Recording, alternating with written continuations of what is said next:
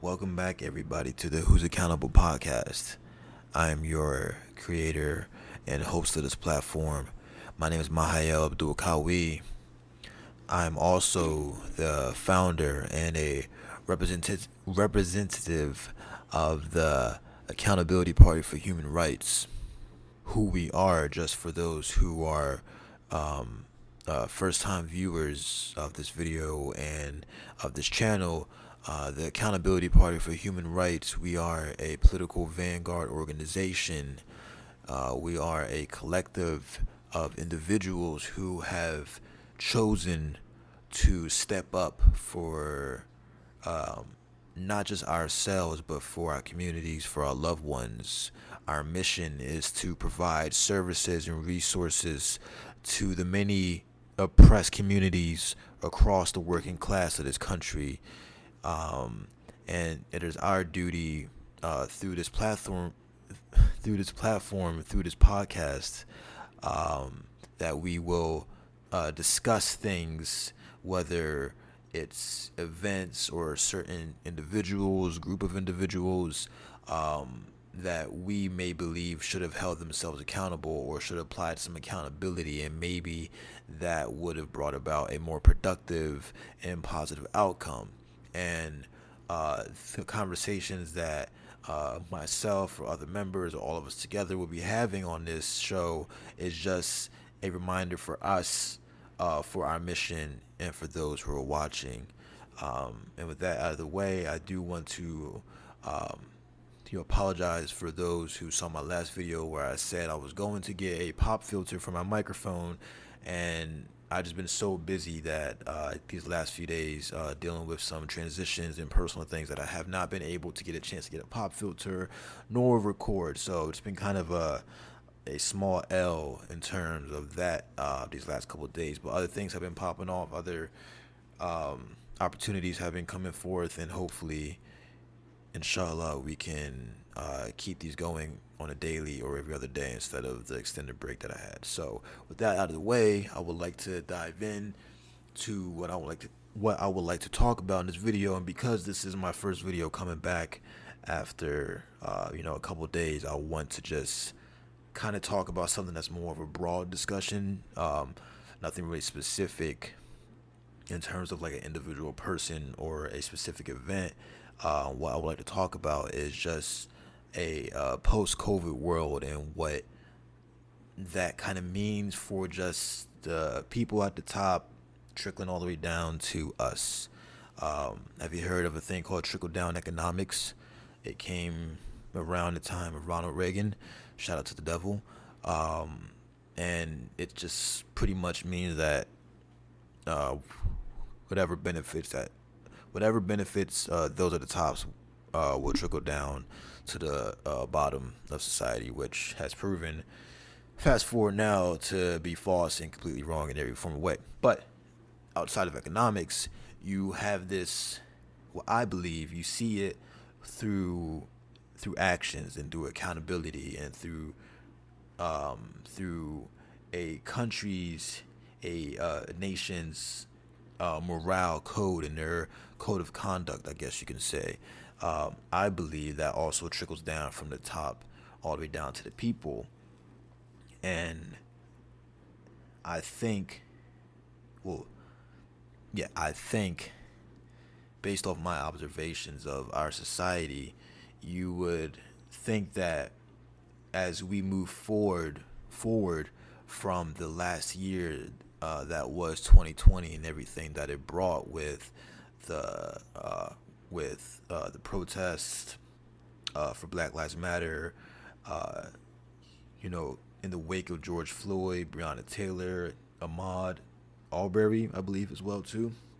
These back-to-back things happening triggered global protesting. There was mass conspiracies happening on every different level, from celebrities to politicians, some true, some not true, some still in the gray area. We found there was climate change was ravaging in different parts of the world at a crazy pace and intensity that we have not seen yet, and each year just seems to be breaking forward and forward, and just culture war still building, and on top of that, we have our new friend to the party that will now sit with us for the rest of human history, um, probably for like the next 100 or so years. But COVID-19, coronavirus, our good old friend Junebug over here, um, and it's interesting, right when around the time that COVID hit, me personally, and I won't dive too deep into my personal, stories or backgrounds because that's not what you guys are here for. But around that, for this video, I just want to, talk about it. And, around that time, I found myself in a position of slowly grasping the idea of accountability. I was going through different unfortunate life events that I can't even say happens when you get older. They would just happen because of my lack of accountability and the choices that I made. And it wasn't until at the beginning of last year where that word fully hit. And, you know, from there, I guess you can see, with this channel and this podcast being a thing, you can see how that one moment of finally facing accountability, what that led to. It led to this.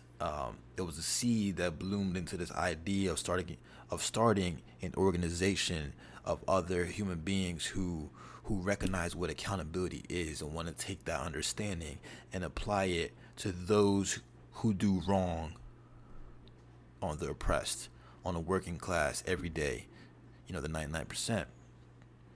I found myself in this position of like really embracing this and like kind of like making these life changes, going to church. I'm not Christian, I'm Muslim, but I am spiritual. But I found myself going there to just kind of cleanse my head, start readjusting who I was hanging around, started questioning what I believe was right and wrong, because what I was calling right was just wrong, and what I was calling wrong was, actuality right.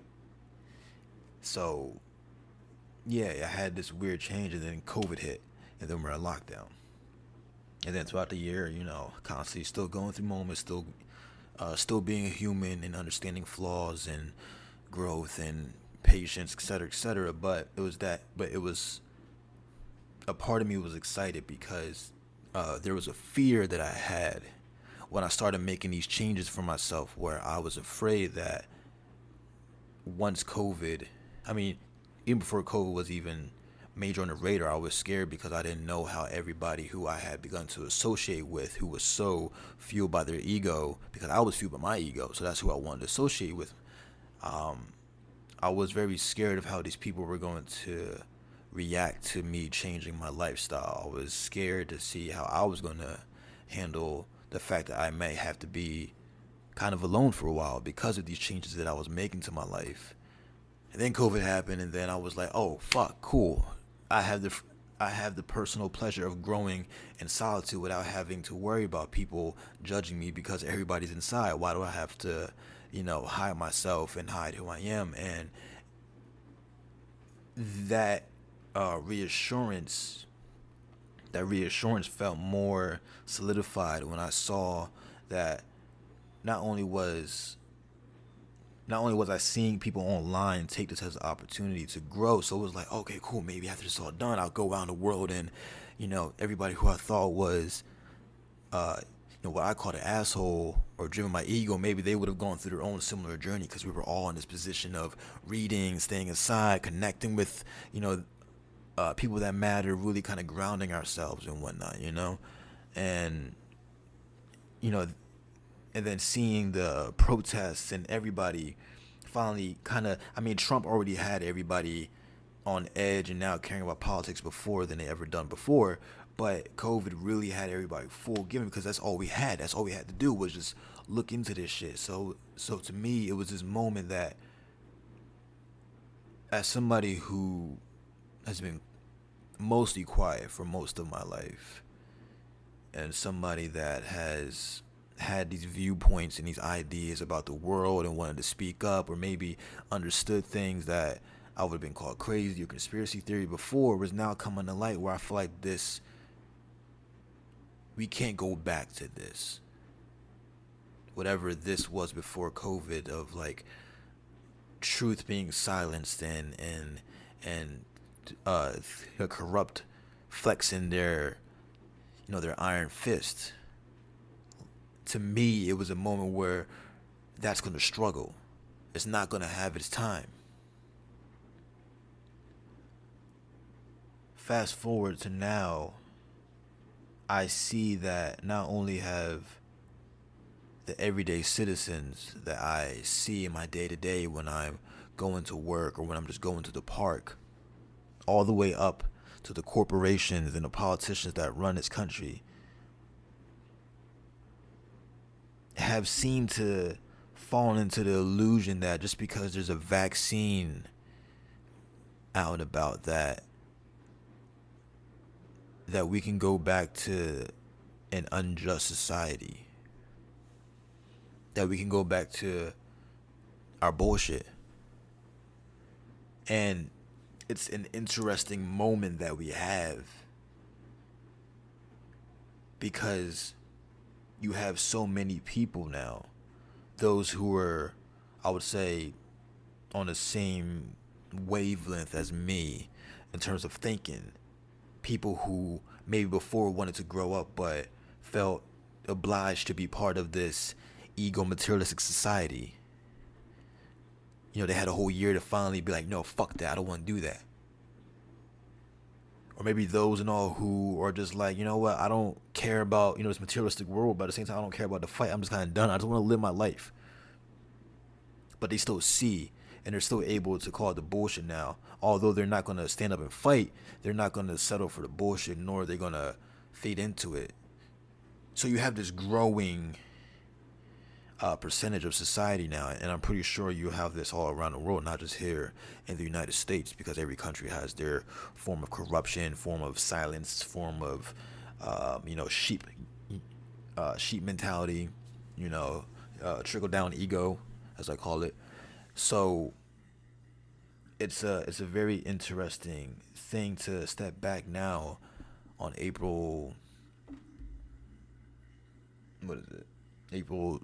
29th, and to see that it only took a short amount of time for things to try to reinforce the status quo. And not just enforce the status quo, but to pretend as if everything is okay. And you see it even in terms of how we're handling our interactions with other countries. Case in point, for example, right now going on in India, they're going through a completely devastating attack on just humans from COVID right now. It's cases are checked in like the 300,000s by day. The deaths, multiple thousands, cases rising up, and it's truly scary. And to think that we were in a very frightening situation ourselves back in January, where it was, if you were in LA, sorry, if you were in LA, cases, I mean, it was like 1 in 5 people on the city block had it. And that was horrifying. And that was fixed in time as more vaccines went out, as more people, as the bare minimum, because we know how hard that was because we know how hard that was for people throughout the fucking quarantine to just follow just basic rules and just to, just wait something out and just to have fucking patience for once. Eventually, we are seeing the light at the end of our tunnel, and although we're not fully out of the tunnel, we are getting to that point. But you see this sense of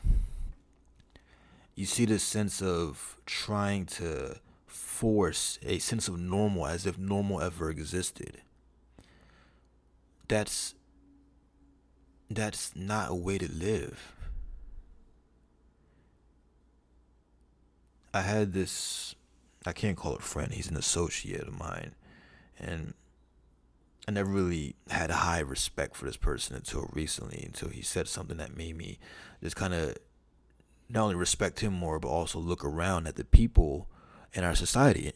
And he said, like, January, February, when this shit was, again, cases were going crazy, California especially, LA specifically, it seemed like after a year, this people were fully just like, you know what? We have to grow up. We have to do this. It's like there's no more bullshit. There's no more childish shit around at all.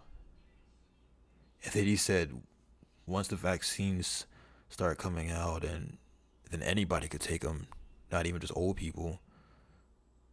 What did you find? People making selfish decisions right again. As soon as there's more places opening up, more opportunities, everything we just learned seemed to just go right down the fucking toilet.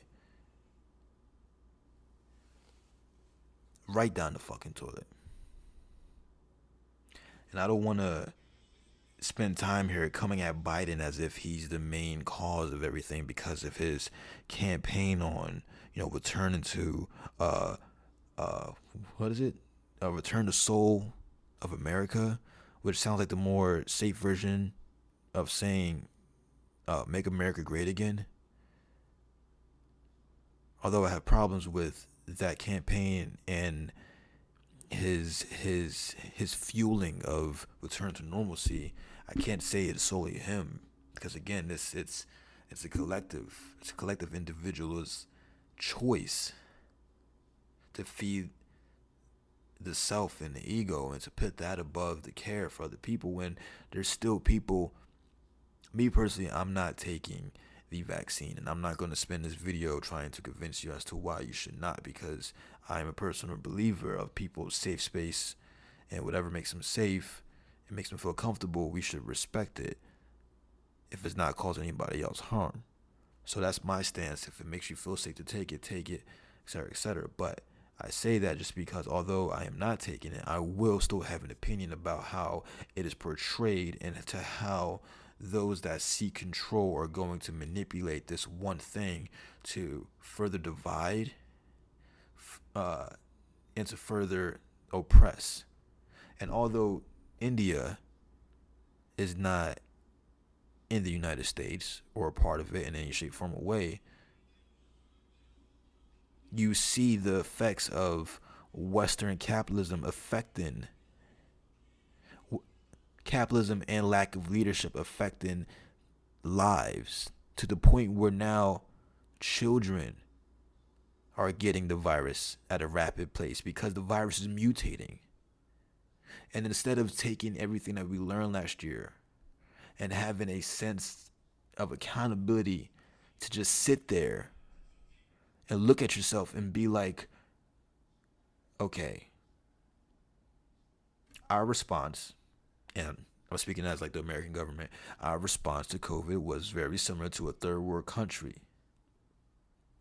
But how we move forward can actually be of a prospering, helpful nation that we keep trying to paint ourselves as.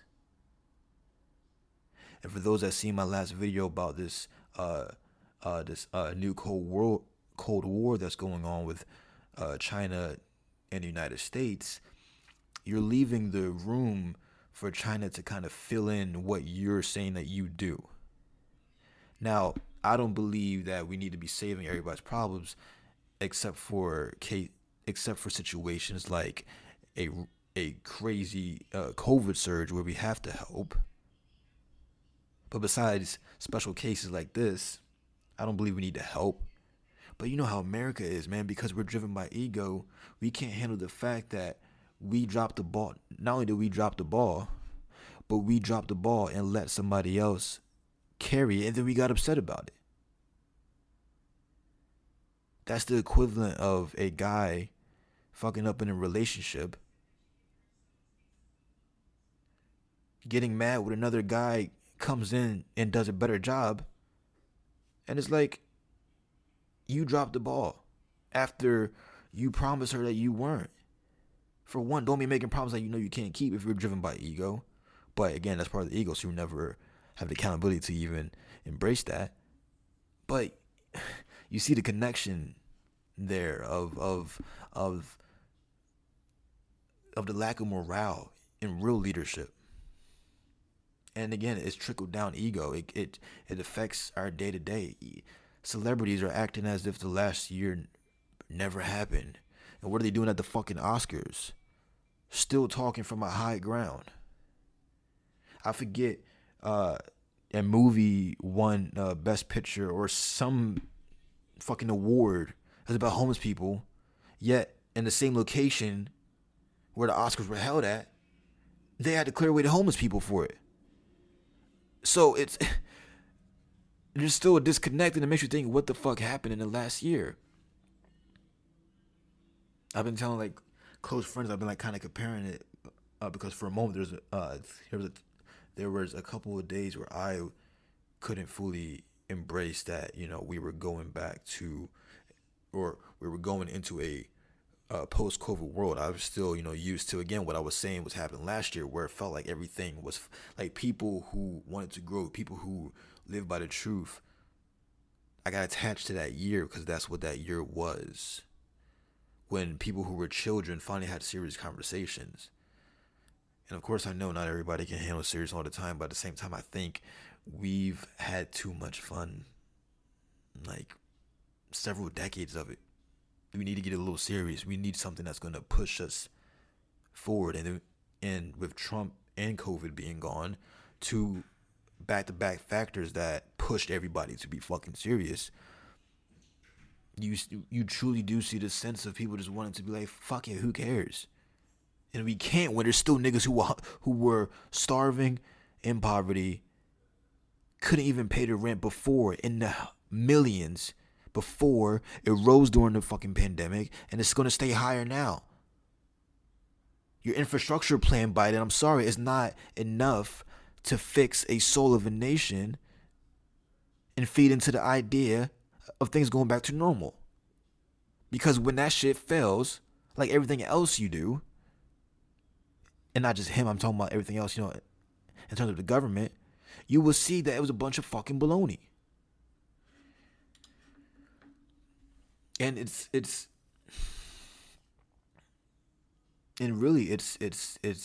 interesting because it's a change for what they call normal, yet it seems like the corporations and these politicians are using this as an excuse to enforce. Again, it's enforcing normal. It's enforcing order. You can't enforce order.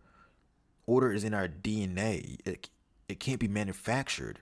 And when you manufacture it, you see it crumbling more. If it's honest order, if it's true order, then it would naturally not only balance out with chaos, but it won't crumble the way it is.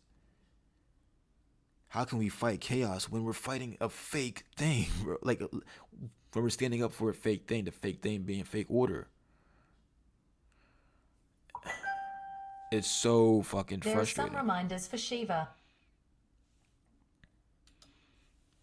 And you see this mentality across the board, and that's why it's not just, although it is a fight that myself and others of the working class are taking on for a higher purpose.